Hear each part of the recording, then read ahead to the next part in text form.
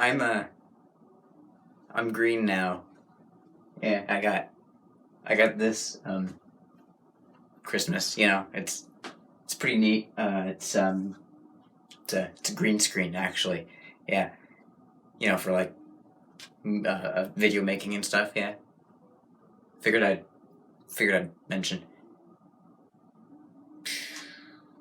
Not gonna be using it in this video probably though. Maybe unless I feel like it, I might use it for this video. I'll put something there. I don't know. We'll figure it out. All right, let's go.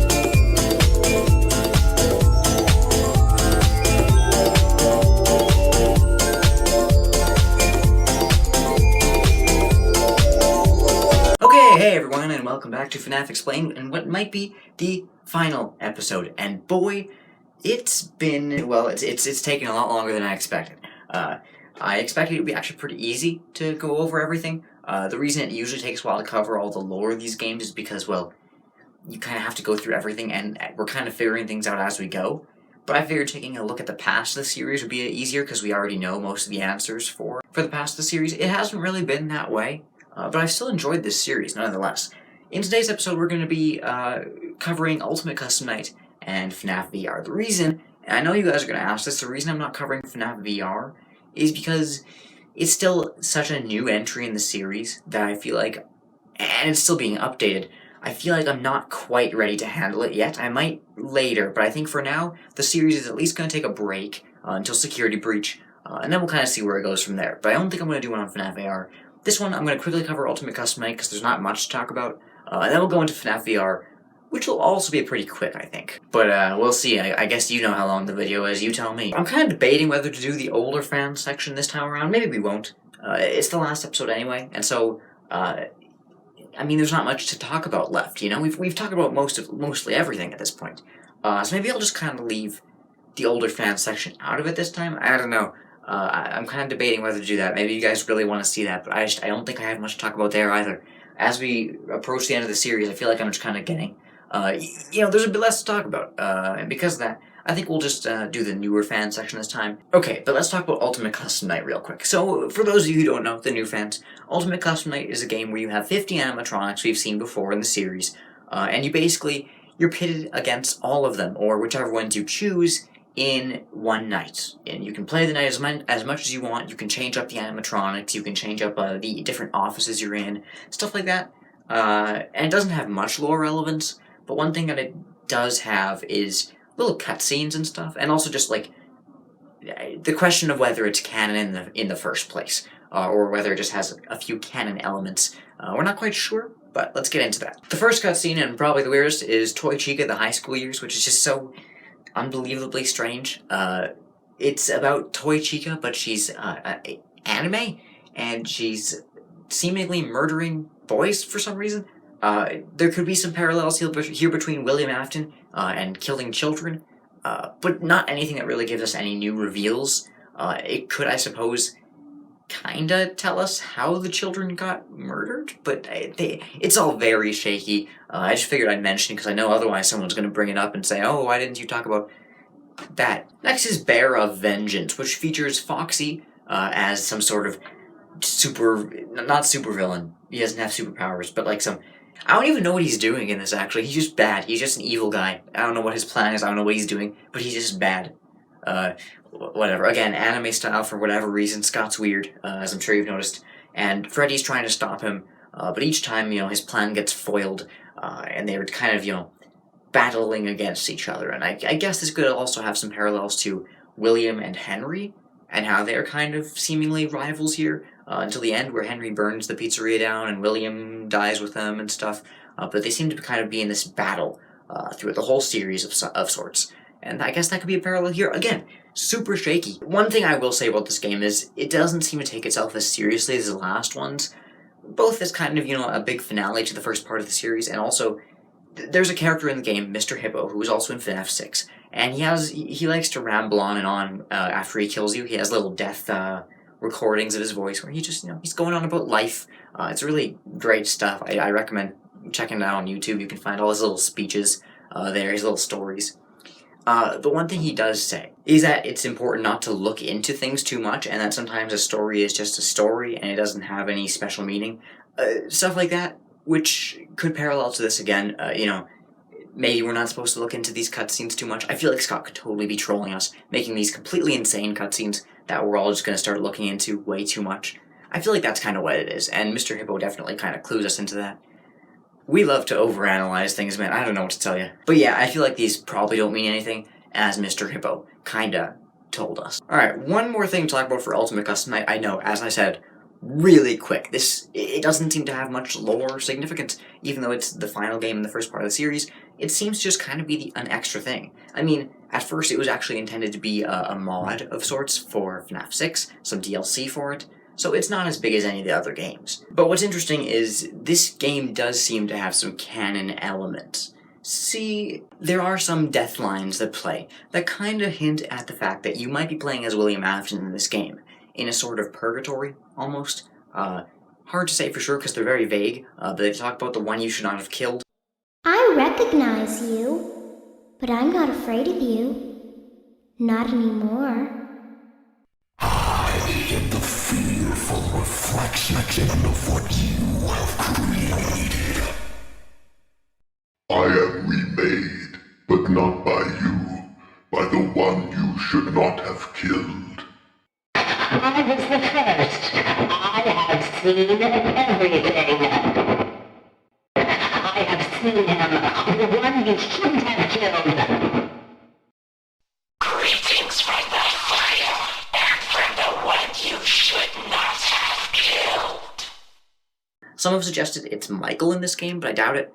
Although the animatronics have been said to mistake Michael for William, but it seems like William is the one playing in this game, and these animatronics say some really weird things. Sometimes they go completely out of character, like there's some that just have completely goofy voice lines otherwise, and they say stuff like this. He tried to release you. He tried to release us. But I'm not gonna let that happen. I will hold you here. I will keep you here. No matter how many times they burn us. Which is just, it's out of place, and it makes me think, yeah, William is in some sort of purgatory type thing. The one you should not have killed probably is Golden Freddy, because as you see in this game, sometimes a little face will pop up. Usually when you die, right when you die, you'll see this pop up for a second, and it's really strange. Seemingly, this is supposed to be connected to Golden Freddy, because if you beat 50-20 mode, the biggest challenge in the game, you get this really simple and kind of underwhelming cutscene of Golden Freddy twitching in the dark, which seems to suggest Golden Freddy is probably the one you should not have killed, and maybe still out there, as we'll see, later in the series, especially the Fazbear Fright books, which, come to think of it, maybe I should do an episode on the Fazbear Fright books as well. Maybe, I don't know. They're not done yet, so maybe I'll wait until the series is over. I was intending for this to be the last episode, so maybe we'll save it for once the series is over, but at this rate, I mean, we got 9 books and counting, and I don't know if it's going to end anytime soon. But, yeah, I mean, that's Ultimate Custom Night, that's everything. Not much, as I said, I feel like should be more to talk about, because there usually is, but that's why I kept it in this episode, and that's why now we have time to move over to the second part of the series, which has just begun last year, or I guess 2 years ago at this rate, in 2019. Man, it feels like so long ago. May 7th, I remember it like it was yesterday. FNAF VR came out, which, I mean, we expected the series was over, but it came back with a VR game, which is really strange. I mean, this is the first game that wasn't developed basically entirely by Scott. This was developed by Steel Wool Studios, and it's phenomenal. It's actually my favorite game in the series. Security Breach, the upcoming one, might change that, but at the moment, this is my favorite game in the series. It's really good. It definitely doesn't follow as much of a narrative. It's mostly a collection of mini-games, which may make it seem like there's not much lore here, but there's more than it seems. At first, to me, it just seemed like another collection of, like a celebratory thing of the series, like Ultimate Custom Night was, but then there's some lore hints hidden in it. The basic premise of this game is, well, it's strange, because in the game, Fazbear Entertainment knows that this is a game. They developed a game in-universe. So this game is canon in the games, if that makes sense. Basically, in the story of these games, Fazbear Entertainment, the people who created these pizzerias, also made a VR game, and it's this game. And it seems like there could be some remnants from beta testing and stuff left over in the game. They tell you, don't mess around with it, don't look at any of the old remnants from development, and they'll be weeded out eventually, which... that's not very good game development strategy. You should probably make sure that there's as few glitches as possible, and if you know that there's stuff there, you should probably get rid of it before it's released. I mean, I get it, you got a deadline, but like, come on. So these remnants turn out to be little tapes, little cassette tapes, and you can collect them in any of the minigames, even some of the lobbies, and when you collect them, they play a story. I'll play the important bits here, so you kind of know what's going on. Hello? Can you hear me? I had to hide these logs away from the core gameplay files, in a place that only a beta tester would look, and in a place where the files could be protected. I just really hope that the next development team finds this before the game is released to the public. This game has some kind of malicious code in it that we haven't been able to fully contain, or even understand for that matter. I have to keep this short, so the file size will be small enough to fly under the radar. There are more. They may not be in order. I saw it for the first time today. There was a character I couldn't make out who it was, standing at the end of the hall. I thought it was just bugged out, so I made a note of it and kept playing. But then it was looking in the window, and not like Chica or Bonnie would. It was like it was actually looking in the window, seeing what I was doing. Have you ever heard of a guillotine paper slicer? It sounds made up, but it's an actual piece of office equipment. I didn't even know we had one in the supply room. I guess they're more common at businesses that do a lot of graphic design work. I remember seeing one when I was still in school, and even then, I knew how dangerous it looked. I was always afraid of losing a finger. That seems so silly now. Jeremy used to do design work. I guess that's how he knew it was there. The drawers have been emptied out. Someone was here. I don't think it was spring cleaning either. No, there was plastic on the floor. Someone was definitely here during the night. It had to have been the client. I mean, they sent us that stuff in the first place with no explanation, told us to scan it, said it would expedite the process so we wouldn't need to program any pathfinding ourselves. It was a budget thing, I guess. It was just junk. Circuit boards and things like that. Looked pretty old.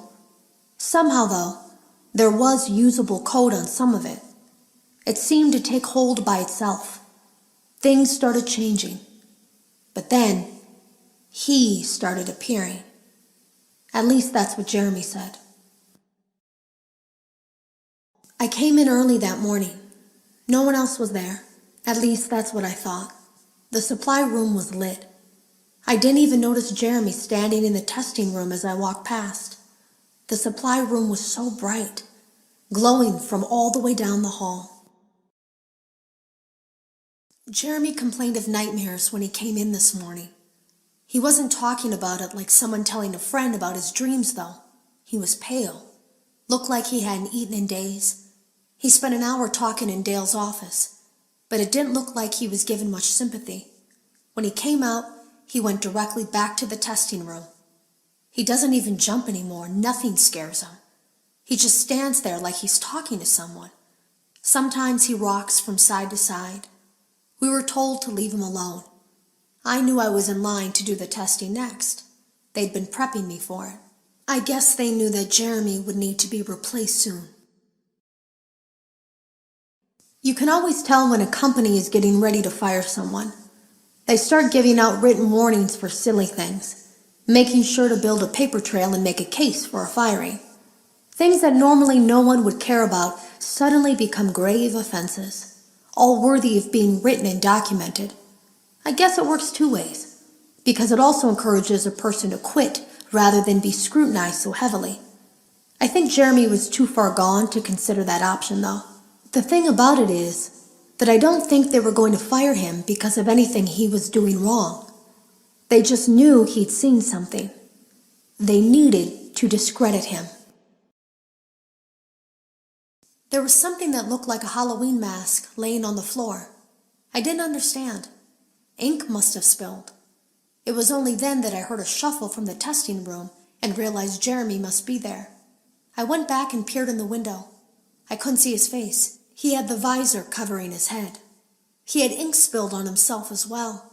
The front of his shirt looked black in the dark room. He turned his head in my direction, but I don't think he knew I was there. Today was my last day of beta testing, and the anomaly that I've been seeing is nowhere to be found. But after inspecting some of the files, it seems that it's attached itself to these logs. My logs. That can't be an accident. So now I have to make a choice. Do I leave these logs here for you to find, or do I try to purge this thing myself by destroying the logs? I've chosen the latter.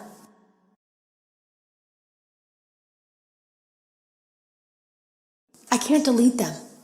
By creating a protected area to store these logs apart from the game, I effectively gave this thing a safe place to hide itself. It's in here now. I may not be able to delete it, but I might be able to do something else now that it's attached itself. I have an idea. They lied to us. They lied to all of us. They told us that the whole point of this VR game was to undo the bad PR done by a rogue indie game developer who supposedly made up a bunch of crazy stories that tarnished the brand. But that's not true at all. In their haste to develop this VR game and clear their name, they sent us some things I don't think they intended us to see, such as a hard drive containing emails between Fazbear Entertainment and a certain indie developer. Fazbear Entertainment hired the game developer. Those indie games were designed to conceal and make light of what happened. This isn't just an attempt to rebrand. It's an elaborate cover-up, a campaign to discredit everything. I ran a fragmentation program on the area of memory that was storing these logs for you. I effectively broke the files into pieces and broke the anomaly along with it. That means that you won't have my warnings to guide you, but hopefully it also means that this anomaly, this virus, or whatever it is, will remain broken and unable to do more damage. Hello. You don't know me. Hello. You don't know me. I had created a series of logs for you documenting the troubled development of this VR game that you're now testing, in hopes that you, whoever you are, and whatever team you are with, will abandon development. Now I fear that those logs are being used as a Trojan horse. If you are unable to abandon development, hide all traces of these logs that I've created. I fear that finding them and reassembling them will also reassemble the very thing I've tried so desperately to destroy. There is a way to kill it. It wants to escape through someone plugged into this game. That's you now. You have to let it begin the process of leaving through you. Then use the disconnect switch that I've embedded by the main stage. Let it approach you. Let it begin to merge with you. Play the music and flip the switch. That will cause a hard restart of the game and flush the memory, effectively killing it. I hope. I don't know when it will come for you. Now, as these tapes play, as they go on, you see this little character in the kind of main lobby that you're in, where you can select any of the mini games to play. You see this little guy. And might I say, this is one of my favorite designs of the series. I mean, this is absolutely terrifying, right? Like, this is so good. Like, I love this design. Clearly, it looks like some sort of Spring Bonnie design, similar to Springtrap. You know, it's a yellow bunny, but it's not Springtrap. Clearly, this is a very different design. And in the Curse of Dreadbear DLC we got for this game, which is kind of, some Halloween DLC, this happens to you when you beat one of the minigames. There's a secret ending to it where you have to, I believe it was collect all 5 keys. Yeah, you collect all 5 keys, you go to the cellar. I have this all memorized, man. You collect all 5 keys, you go to the cellar, and then this happens, which is a little bit strange.